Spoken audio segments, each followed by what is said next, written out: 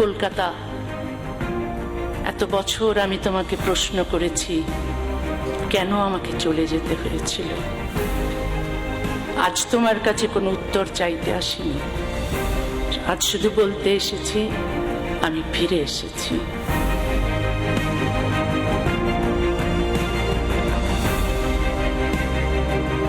আমার চোখে জল আছে, মনে অভিমান আছে, কিন্তু দুই হাত ভরা ভালোবাসাও আছে।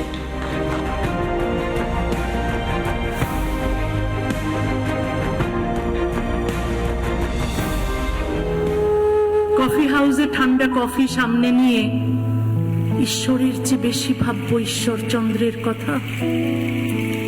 কথা ছিল, কথা কার সঙ্গে ছিল আমার? রবীন্দ্র সদন, লেকের জল, মেমোরিয়াল, মনুমেন্ট, কার সঙ্গে?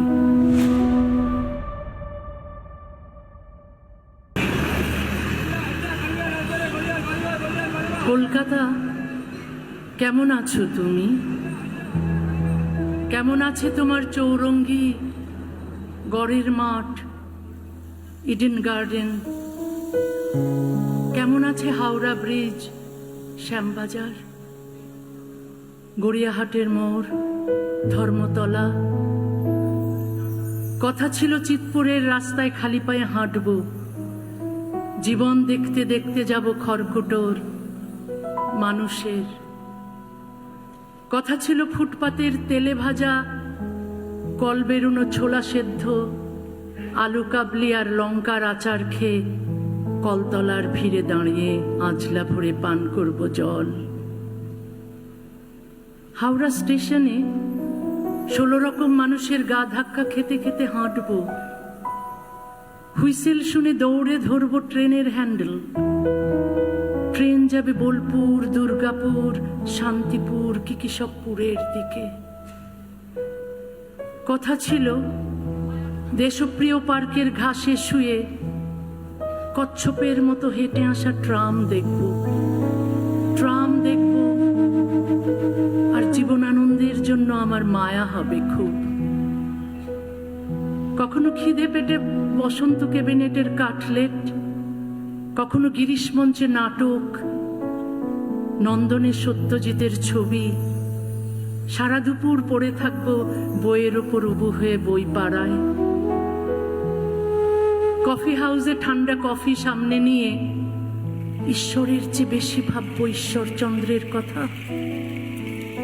কথা ছিল, কথা কার সঙ্গে ছিল আমার? রবীন্দ্র সদন, লেকের জল, মেমোরিয়াল, মনুমেন্ট, কার সঙ্গে? নাকি ওই কালো পাথরের মাতঙ্গিনী হাজরার সঙ্গে কাক পক্ষী দেখেনি কথা হয়েছিল? চুপি চুপি কাকে যে আমি কথা দিয়েছি যাব, চুমু খাবো, দৌড়বো ব্রহ্মপুত্রের মতো দেখতে গঙ্গার দিকে, গঙ্গার হাওয়ার দিকে, তীরের বালির দিকে, ভোঁবাজা লঞ্চের দিকে। কলকাতায় কারা তোমরা ব্রহ্মপুত্রের লোক গো? কারা তোমরা পদ্মা, যমুনা, সুরমা, তিতাস আর শীতলক্ষার ছলছল জল দেখেছিলে? তুমি নয় তোমার বাবা, নয় তোমার ঠাকুরদা। তোমরা আমার গা থেকে কংসের গন্ধ নেবে নাও, আমার নাকের ঘামে কর্ণফুলি, চোখে আস্ত একটি মেঘনা। কথা কার সঙ্গে হয়েছিল আমার? মেট্রো রেল, শুকনো বকুল, নাকি নিজের সঙ্গে নিজেরই?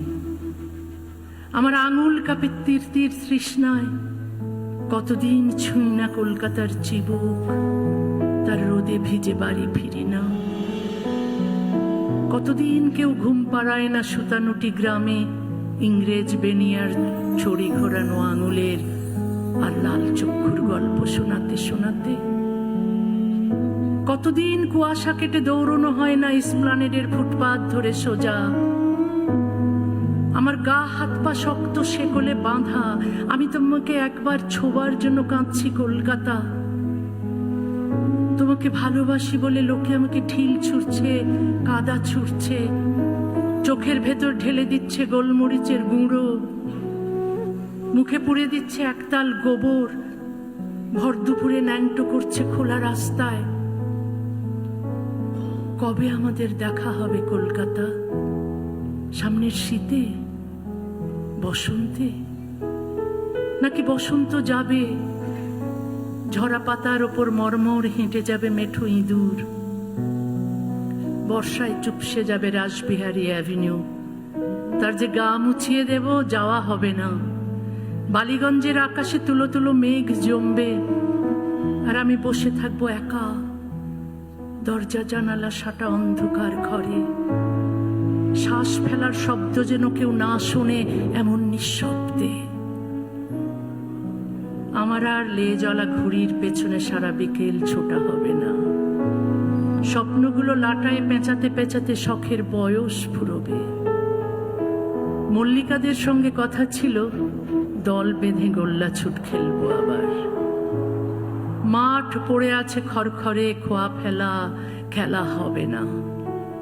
প্রফুল্ল সরকার স্ট্রিটে একজন খুব হৃদয়বান মানুষের সঙ্গে চেয়ার পেতে বসে দুটো কষ্টের কথা বলার ছিল। কলকাতা, এত বছর আমি তোমাকে প্রশ্ন করেছি, আমি তোমার কি ক্ষতি করেছিলাম, কেন আমাকে চলে যেতে হয়েছিল। আজ তোমার কাছে কোনো উত্তর চাইতে আসিনি, আজ শুধু বলতে এসেছি আমি ফিরে এসেছি। আমার চোখে জল আছে, মনে অভিমান আছে, কিন্তু দুই হাত ভরা ভালোবাসাও আছে। আজ আমি কলকাতায় ফিরে এসেছি। এই একটি বাক্য উচ্চারণ করতে আমার প্রায় 19 বছর লেগেছে। নির্বাসিত মানুষের ক্যালেন্ডারে বছর শুধু সময় নয়, প্রতিটি বছর একটি বন্ধ দরজা, প্রতিটি মাস অপেক্ষা, প্রতিটি দিন নিজের ঠিকানা হারানোর দুঃখ। আজ সেই দীর্ঘ অপেক্ষার পর কলকাতার মাটিতে দাঁড়িয়ে মনে হচ্ছে আমি শুধু একটি শহরে ফিরে আসিনি, আমার হারিয়ে যাওয়া জীবনের একটি অধ্যায়ের কাছে ফিরে এসেছি। আজ আপনারা আমাকে যে ভালোবাসা ও সম্মান দিয়েছেন তার জন্য আমি গভীরভাবে কৃতজ্ঞ। আমাকে কলকাতায় আমন্ত্রণ জানিয়েছেন সেকুলার মিশনের চেয়ারম্যান ওসমান গনি মল্লিক। প্রায় অসম্ভব বলে মনে হয় আমার ফেরার বন্ধ দরজায় তিনি প্রথম সাহস করে কড়া নেড়েছিলেন, তাকে আমার আন্তরিক কৃতজ্ঞতা। আমার মঞ্চে আসেন আমার দীর্ঘদিনের শুভাকাঙ্ক্ষী তথাগত রায়, শাশ্বতী ঘোষ, মোহিত রায় এবং আজকের অনুষ্ঠানের সঙ্গে যুক্ত সবাইকে আমি আন্তরিক কৃতজ্ঞতা জানাই। অবশ্যই মাননীয় মুখ্যমন্ত্রী প্রচণ্ড ব্যস্ত থাকা সত্ত্বেও আমাকে সম্বর্ধনা দিয়েছেন, তার এই উদারতার জন্য আমি কৃতজ্ঞ। এবং এ আসলে আমার জন্য অপ্রত্যাশিত ছিল, আমি বিস্মিত, মুগ্ধ, অভিভূত। আজ এই আনন্দের দিনে বাংলার দুই মনীষী শিবনারায়ণ রায় এবং অম্লান দত্তকে স্মরণ করছি। তারা আমাকে খুব স্নেহ করতেন, আমাকে পশ্চিমবঙ্গ ছাড়তে হয়েছিল বলে খুব ব্যথিত হয়েছিলেন। আজকের এই প্রত্যাবর্তন দেখলে নিশ্চয়ই খুব আনন্দিত হতেন। একজন লেখককে নিজের ভাষার শহরে আসতে পুলিশের পাহারার প্রয়োজন হওয়াটাই আমাদের সময়ের এক বেদনাদায়ক সত্য।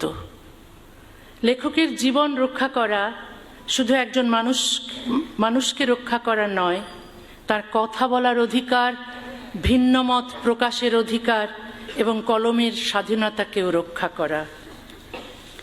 আমি এমন একটা দিনের স্বপ্ন দেখি যেদিন কোনো লেখককে তার লেখার জন্য পুলিশের পাহারায় চলতে হবে না, কোনো মুক্ত চিন্তককে সত্য উচ্চারণের অপরাধে দেশ ত্যাগ করতে হবে না।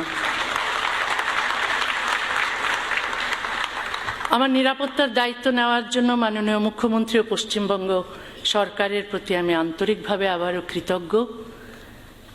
কৃতজ্ঞতা আনুগত্যের চুক্তি নয়, কৃতজ্ঞতার বিনিময়ে আমি আমার স্বাধীন চিন্তাকে বন্ধক দিই না, আবার মতভিন্নতাও আমাকে অকৃতজ্ঞ করে না। কোনো ভালো কাজের স্বীকৃতি দিতে দলীয় আনুগত্যের প্রয়োজন নেই। দ্বিমত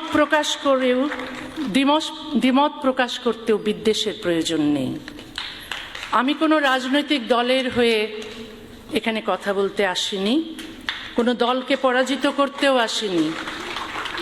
আমি এসেছি নারীর সমান অধিকার, মানবাধিকার, ধর্মনিরপেক্ষতা, যুক্তিবাদ, মুক্ত চিন্তা এবং বাক স্বাধীনতার পক্ষে কথা বলতে। আজকের দিনটি সাক্ষ্য দিচ্ছে ভয় চিরস্থায়ী নয়, নিষেধাজ্ঞা চিরস্থায়ী নয়, বন্ধ দরজাও চিরকাল বন্ধ থাকে না। আজ 1 অগাস্ট। অগাস্ট আমার জন্মের মাস, অগাস্ট আমার নির্বাসনের মাস, আজ থেকে অগাস্ট আমার প্রত্যাবর্তনের মাস। 1994 সালের 8ই অগাস্ট আমাকে বাংলাদেশ ছাড়তে বাধ্য করেছিল তখনকার সরকার। রাতের অন্ধকারে আমার স্বদেশের দরজা আমার জন্য বন্ধ করে দেওয়া হয়েছিল। তারপর একের পর এক সরকার এসেছে, কিন্তু সেই দরজা আর খোলেনি। আর মাত্র 7 দিন পর আমার নির্বাসনের 32 বছর পূর্ণ হবে। স্বদেশের বাইরে কাটানো সময় এরই মধ্যে স্বদেশে কাটানো সময়কে অতিক্রম করেছে। রাষ্ট্র আমাকে দেশ থেকে সরিয়ে দিয়েছে, কিন্তু আমার ভেতর থেকে দেশকে সরাতে পারেনি। বাংলা ভাষাই আমার বহনযোগ্য স্বদেশ, যে স্বদেশ আমি সঙ্গে করে পৃথিবীর এক প্রান্ত থেকে আরেক প্রান্তে নিয়ে বেরিয়েছি। এক বাংলায় আমার জন্ম, আরেক বাংলায় হারিয়ে যাওয়া ঘর খুঁজে পেয়েছিলাম। শেষ পর্যন্ত একজন বাঙালি লেখকের জন্য 2 বাংলার কোথাও একটি ছোট ঘরও রইল না। ইউরোপ আমাকে নাগরিকত্ব, নিরাপত্তা এবং আশ্রয় দিয়েছে, আমি তার জন্য কৃতজ্ঞ। কিন্তু নাগরিকত্ব আর আপনত্ব এক জিনিস নয়। নিরাপদ বাড়ি পাওয়া যায়, ঘর তৈরি হয় ভাষা, স্মৃতি, সংস্কৃতি এবং মানুষের ভালোবাসায়। পশ্চিমবঙ্গের সঙ্গে সম্পর্ক আমার আজকের নয়। 70-এর দশকে ময়মনসিংহে বসেই কলকাতার সাহিত্য পড়েছি, গান শুনেছি, রেডিওতে নাটক শুনেছি। বাস্তবে দেখার আগেই বই, সুর আর মানুষের কণ্ঠের ভেতর কলকাতাকে আবিষ্কার করেছিলাম। 1978 সালে কিশোর বয়সেই সেজুতি নামে একটি কবিতা পত্রিকা সম্পাদনা শুরু করি।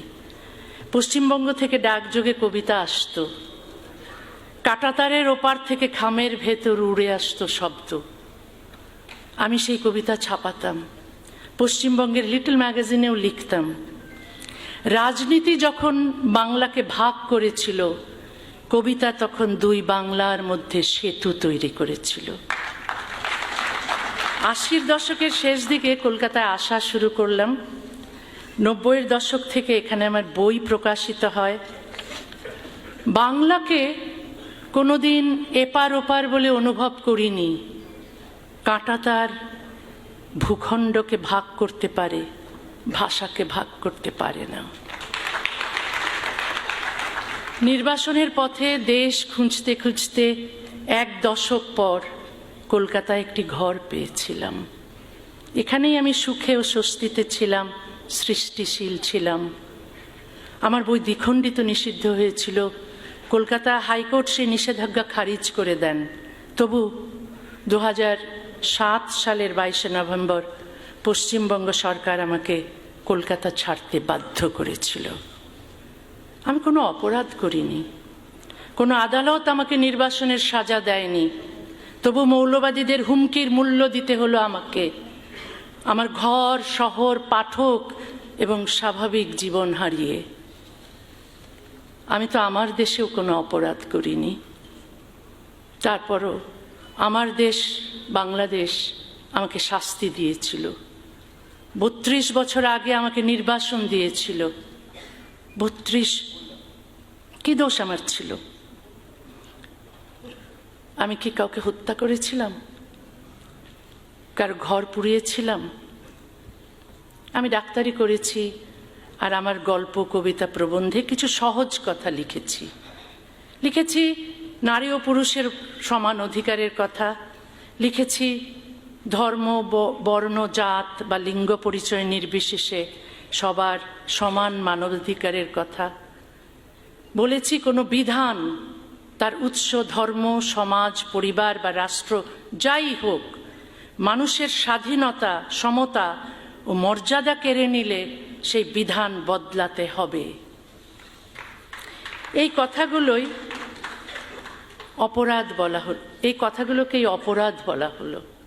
সারা দেশে আমাকে হত্যার জন্য মিছিল বের হলো, আমার বিরুদ্ধে ফতোয়া জারি হলো, মাথার মূল্য ঘোষণা হলো। রাষ্ট্র আমার নিরাপত্তা নিশ্চিত করার বদলে আমার বিরুদ্ধে গ্রেফতারি পরোয়ানা জারি করলো, শেষ পর্যন্ত আমাকে দেশ থেকে বের করে দিল। আমার নির্বাসন নিছক একটি ব্যক্তিগত দুর্ঘটনা নয়, এটি রাষ্ট্রের একটি নৈতিক ব্যর্থতার ইতিহাস। রাষ্ট্র যখন নাগরিকের অধিকার রক্ষার বদলে ধর্মীয় হুমকির কাছে নতি স্বীকার করে, তখন শুধু একজন লেখক নির্বাসিত হন না, আইনের শাসনও নির্বাসিত হয়, ন্যায় বিচারও নির্বাসিত হয়, রাষ্ট্রের নৈতিক সাহসও নির্বাসিত হয়। আমাকে সরিয়ে দিয়ে রাষ্ট্র শান্তি প্রতিষ্ঠা করেনি। একজন নিরস্ত্র লেখকের অধিকার বিসর্জন দিয়ে সাময়িক নীরবতা কিনেছিল। একজন লেখককে সরিয়ে দিলে হয়তো একদিনের জন্য রাস্তা শান্ত হয়, কিন্তু রাষ্ট্র দুর্বল হয়, হুমকিদাতা শক্তিশালী হয়। সে শিখে যায় আরো জোরে হুমকি দিলেই রাষ্ট্র নত হবে। ভয়ের কাছে আপোষ শান্তি আনে না, পরবর্তী হুমকির ভিত্তি তৈরি করে। একটি সভ্য সমাজে একটি যুক্তির উত্তর আরেকটি যুক্তি, একটি বইয়ের উত্তর আরেকটি বই।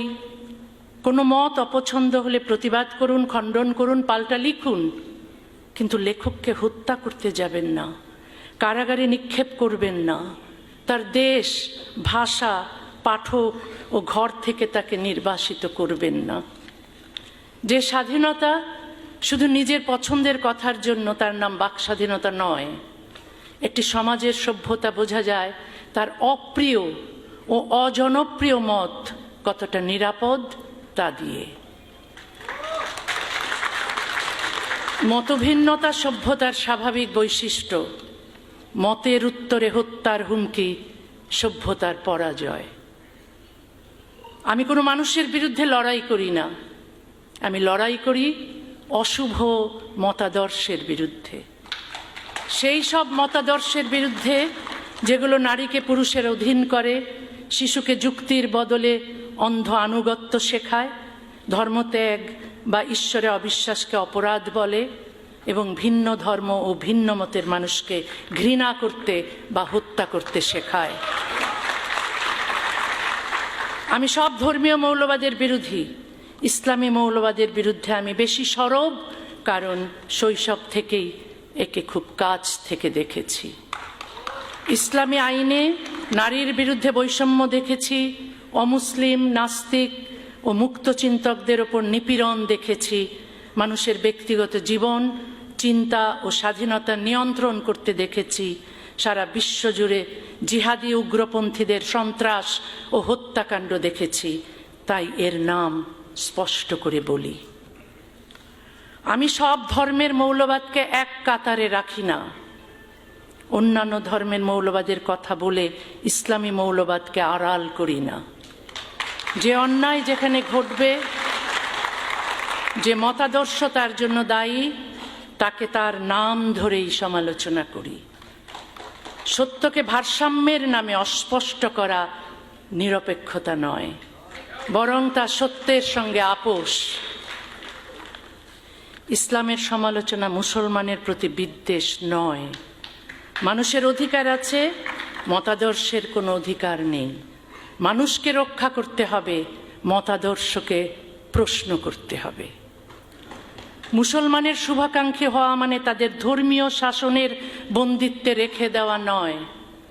আমি চাই মুসলিম সমাজে মুক্ত চিন্তার চর্চা বাড়ুক, যুক্তিবাদী ও ধর্মনিরপেক্ষ মানুষের সংখ্যা বাড়ুক, নারীরা পূর্ণ সমানাধিকার পাক, কারো মানবাধিকার লঙ্ঘিত না হোক।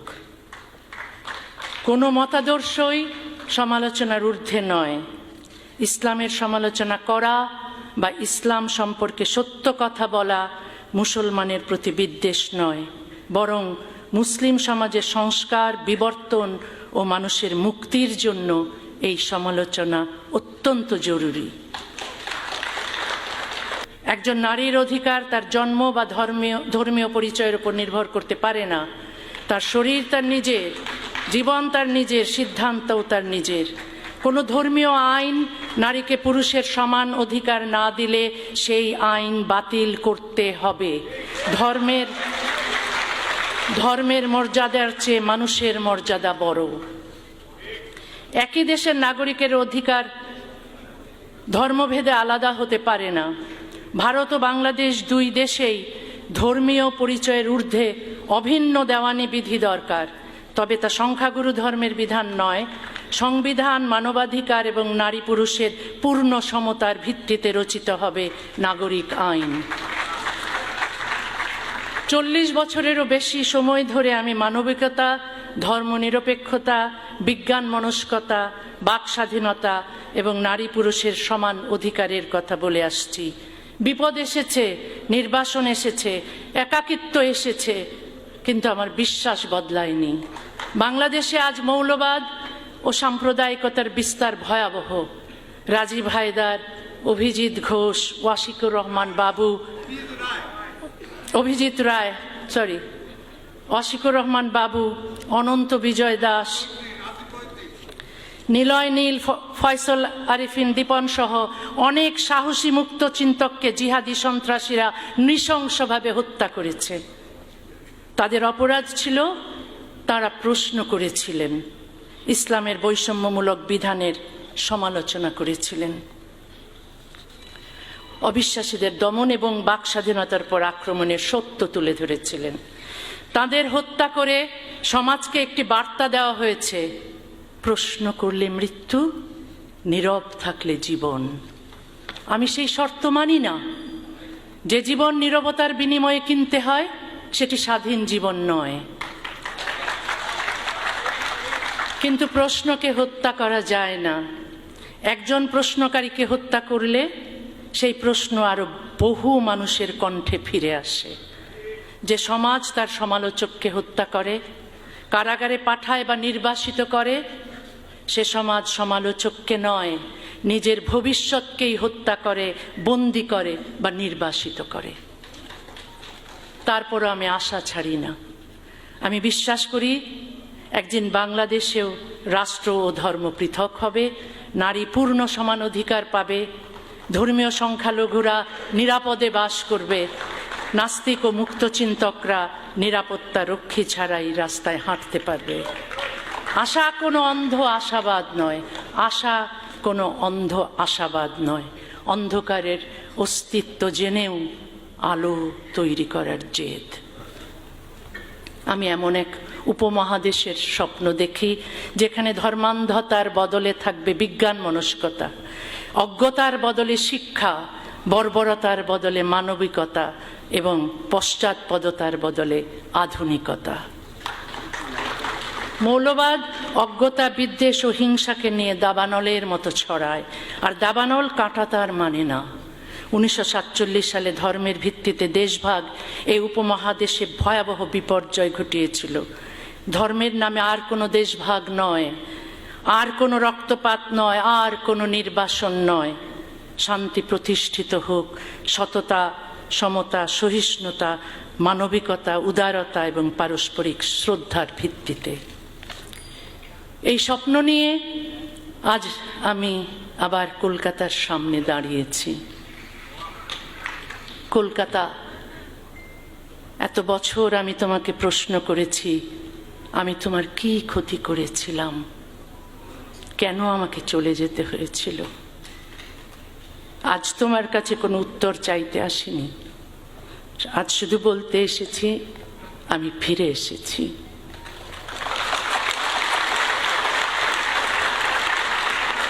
আমার চোখে জল আছে, মনে অভিমান আছে, কিন্তু দুই হাত ভরা ভালোবাসাও আছে। কারণ যে শহর আমাকে কাঁদিয়েছে, সেই শহরই আমাকে স্বপ্ন দেখিয়েছে। যে শহর থেকে আমাকে চলে যেতে হয়েছে, সেই শহরেই ফিরে আসার স্বপ্ন আমি এত বছর দেখেছি। আমি জানি চলে যাওয়া আর ফিরে আসার মাঝখানের 19 বছর কেউ আমাকে ফিরিয়ে দিতে পারবে না। কিন্তু আজকের এই দরজা খোলা প্রমাণ করে অন্যায় দীর্ঘস্থায়ী হতে পারে, চিরস্থায়ী নয়।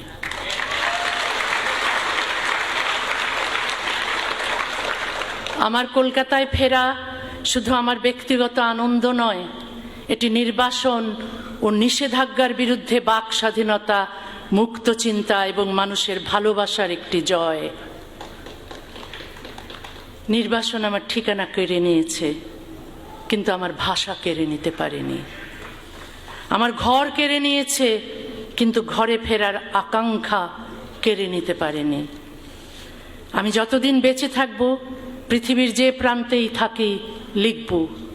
যা সত্য বলে বিশ্বাস করি তা বলবো। আজ 1 আগস্ট 2026। আজকের দিনটি আমার জীবনে শুধু একটি অনুষ্ঠানের দিন নয়, একটি বন্ধ দরজা খোলার দিন। কলকাতা, এত বছর আমি তোমাকে প্রশ্ন করেছি, আমি তোমার কি ক্ষতি করেছিলাম, কেন আমাকে চলে যেতে হয়েছিল। আজ তোমার কাছে কোনো উত্তর চাইতে আসিনি, আজ শুধু বলতে এসেছি আমি ফিরে এসেছি। আমার চোখে জল আছে, মনে অভিমান আছে, কিন্তু দুই হাত ভরা ভালোবাসাও আছে। ধরা যাক রবীন্দ্রনাথ বেঁচে আছেন, অসুখ বিসুখ নেই, শয্যাশায়ী নন, দিব্যি লিখছেন, গাইছেন, ভাবছেন, ভ্রমণ করছেন। আমি তাকে চিঠি লিখছি, তিনি জবাব দিচ্ছেন। লিখছেন, তোমার জীবনের গল্প যেদিন শোনালে, এক মুহূর্তে আমার স্নেহ অধিকার করে নিলে তুমি। তোমার সরলতা আর সততা আমাকে গভীর স্পর্শ করল। যদি চিঠি লিখতে দেরি হয়, লিখতে যদি নাও পারি, তাতেই বা এমন কি দুঃখ। তোমাকে যখন স্নেহ করি, তখন চিঠির চেয়েও আমার মন তোমার ঢের বেশি কাছে আছে। অনেকদিন না লিখলে বলতেন, বড় হোক ছোট হোক, মন্দ হোক ভালো হোক, একটা করে চিঠি আমাকে রোজ লেখো না কেন বলো তো। আমাকে জোড়াসাঁকোর বাড়িতে ডাকতেন, কখনো শান্তিনিকেতনে। সোনাঝুরি বনে হাঁটতে হাঁটতে বলতেন, বিন্দুর মতো যেন না হই, যেন বাঁচি, যেন মৃণালের মতো হই, অথবা মৃণালের চেয়েও সাহসী। গোটা বাংলা থেকে আমার আজীবন নির্বাসন, আমার গৃহবন্দিত্ব, আমার পায়ে পায়ে নিষেধাজ্ঞা, আমার মাথার মূল্য, পায়ের নিচে মাটি না থাকা, শুধু সমতা চেয়েছি বলে, শুধু সভ্য সুস্থ সমাজ চেয়েছি বলে, শুধু লিখেছি বলে, কবিতা বা গল্প প্রবন্ধ লিখেছি বলে। রবীন্দ্রনাথ যদি বেঁচে থাকতেন, আমি নিশ্চিত দেখে প্রাণ বড় কাঁদত তার। তিনি ভর্ৎসনা করতেন শাসকদের, সভ্যতার সংকট দেখে আতঙ্কে কুঁকড়ে থাকতেন। আমি তার পিঠে মনে মনে আলতো হাত রেখে তার দুশ্চিন্তাগুলো একটু একটু করে উড়িয়ে দিতে চাইতাম। কপালে তিনি চুম্বন করতেন আমার। একদিন বলতেনি, বোটে করে চলো শিলাইদহে যাই। আমার সারা মন তীর তীর করে কাঁপতো আনন্দে। তার গভীর চোখ সে আনন্দকে দেখতে পেত, তার আঙুল সে আনন্দকে স্পর্শ করতে পারত। আমাকে স্বদেশের জল মাটির স্বাদ গন্ধ দিতে তিনি শিলাইদহে নিতেন। বোটে শুয়ে আকাশে তাকিয়ে তাকিয়ে সন্ধ্যার মেঘমালা দেখতেন। আমি আধ শোয়া হয়ে আকাশ নয়, তাকেই দেখতাম অপলক। তখন আমার অমল ধবল মনে মন্দ মধুর হাওয়া, তখন চারদিক থেকে নির্জনতা তার জল তরঙ্গ বাজিয়ে যেত। তখন তিনি গেয়ে উঠতেন, আমি কান পেতে রই, আমি কান পেতে রই, আমি কান পেতে রই।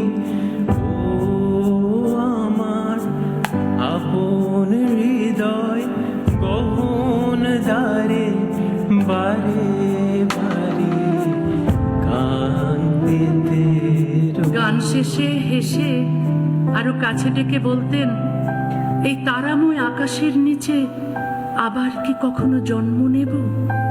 যদি নিই, আর কি কখনো এমন প্রশান্ত সন্ধ্যাবেলায় এই নিস্তব্ধ নদীটির ওপর এমন নিশ্চিন্ত মুগ্ধ মনে এমন নৌকোর ওপর বিছানা পেতে থাকবো আবার?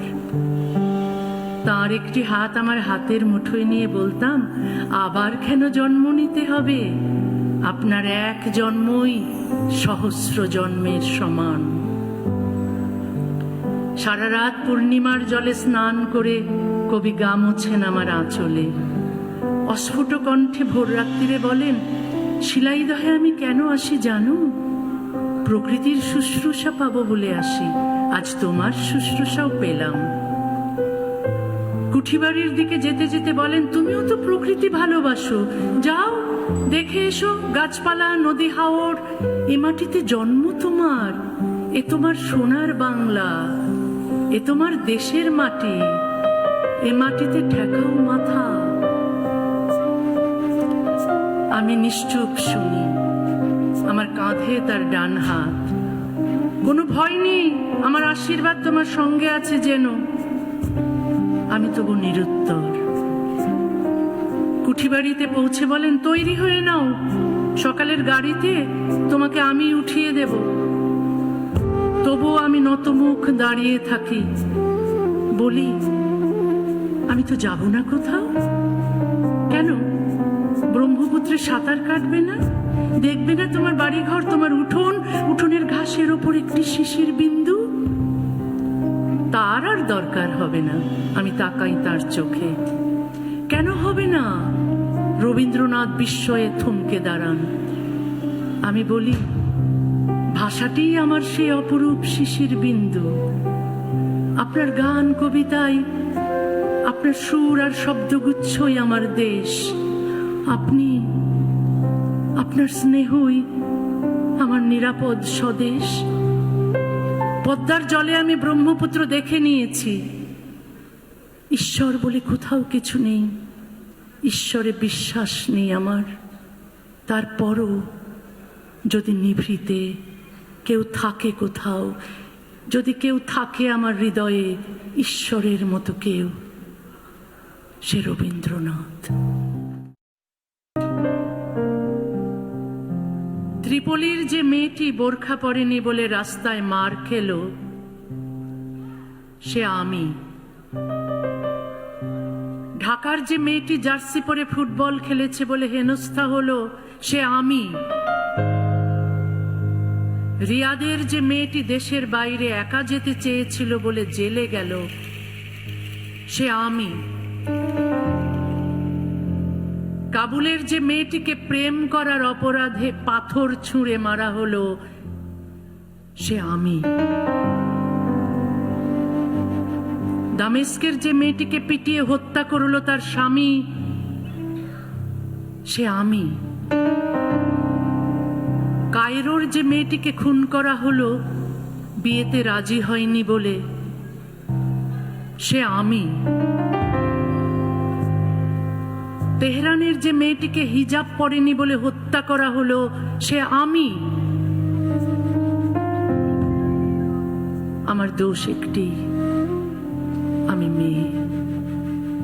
মেয়ে বলে আমাকে ঘরবন্দি করা হয়, আমার নাক চোখ মুখ ঢেকে রাখা হয়, আড়াল করা হয় আমার ত্বক, আমার চুল, আমার সর্বাঙ্গ, আমার শরীর, যেন শরীর নয় পাপের আড়ত। আমার দোষ, আমি মেয়ে। মেয়ে বলে পৃথিবীর রূপ রস গন্ধ থেকে সরিয়ে রাখা হয় আমাকে। আমাকে দেখতে দেওয়া হয় না আলো, আমাকে দাঁড়াতে দেওয়া হয় না দুপায়ে, যেন আমি পক্ষাঘাতগ্রস্ত হয়ে জন্মেছি।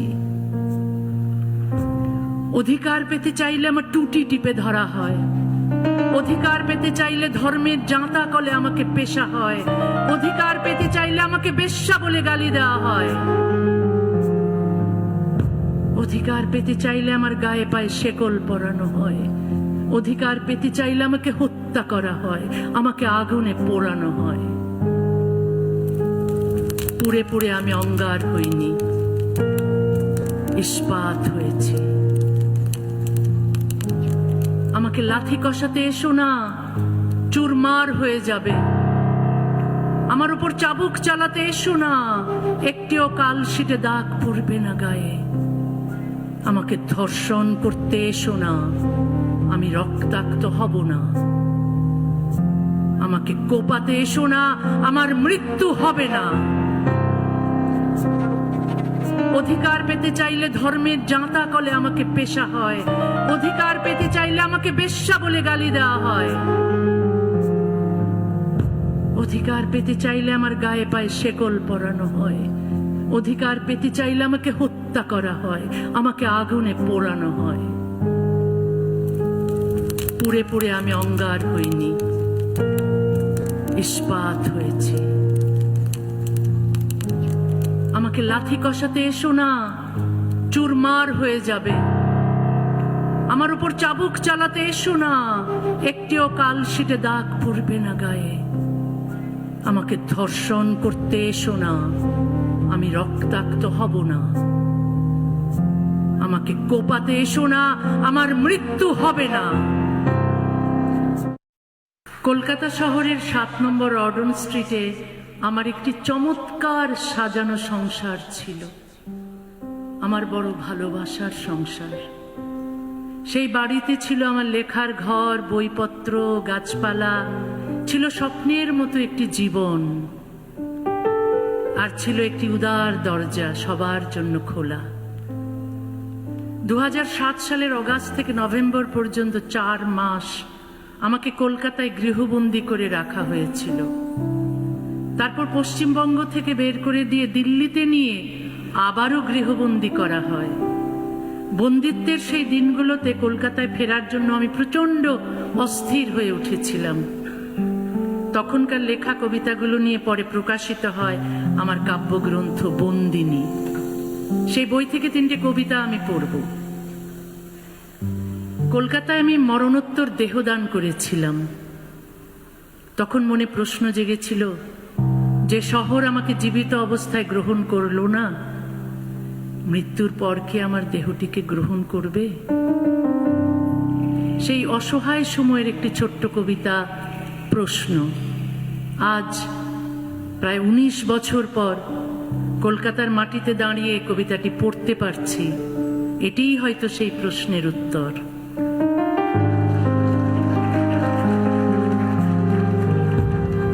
মরে গেলে লাশখানা রেখে এসো ওখানে, মেডিকেলের সব ব্যবচ্ছেদ কক্ষে। মরণোত্তর দেহদান ওখানেই করেছি, রেখে এসো কলকাতা শহরে লাশ। জীবিত নেবে না আমাকেও শহর, মরলে নেবে তো প্রিয় কলকাতা।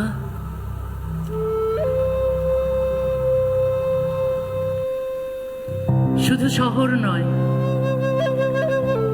রডন স্ট্রিটে আমার ফেলে আসা বাড়িটির কথাও সারাক্ষণ মনে পড়ত। ফিরে যেতে চাইতাম বাড়িটিতে।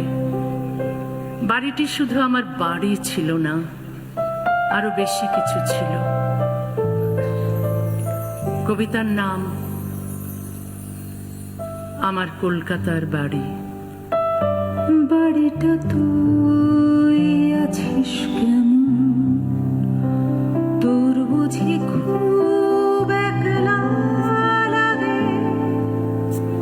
বাড়িটা তুই আছিস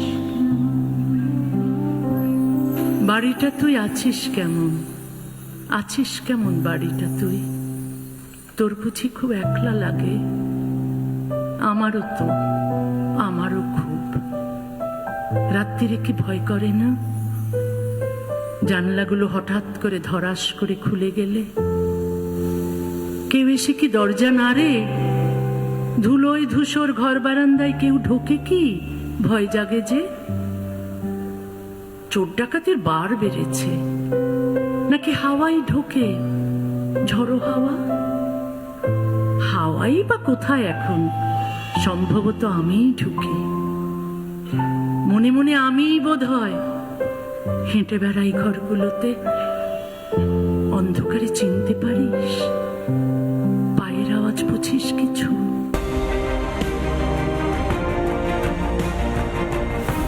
কলকাতা, এত বছর আমি তোমাকে প্রশ্ন করেছি কেন আমাকে চলে যেতে হয়েছিল। আজ তোমার কাছে কোনো উত্তর চাইতে আসিনি, আজ শুধু বলতে এসেছি আমি ফিরে এসেছি।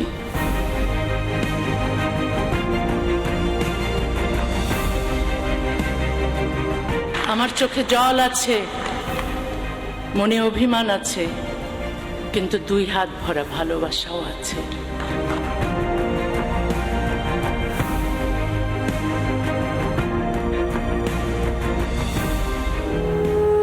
কফি হাউসে ঠান্ডা কফি সামনে নিয়ে ঈশ্বরের চেয়ে বেশি ভাববো ঈশ্বরচন্দ্রের কথা।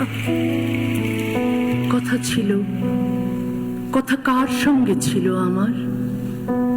রবীন্দ্র সদন, লেকের জল, মেমোরিয়াল, মনুমেন্ট, কার সঙ্গে?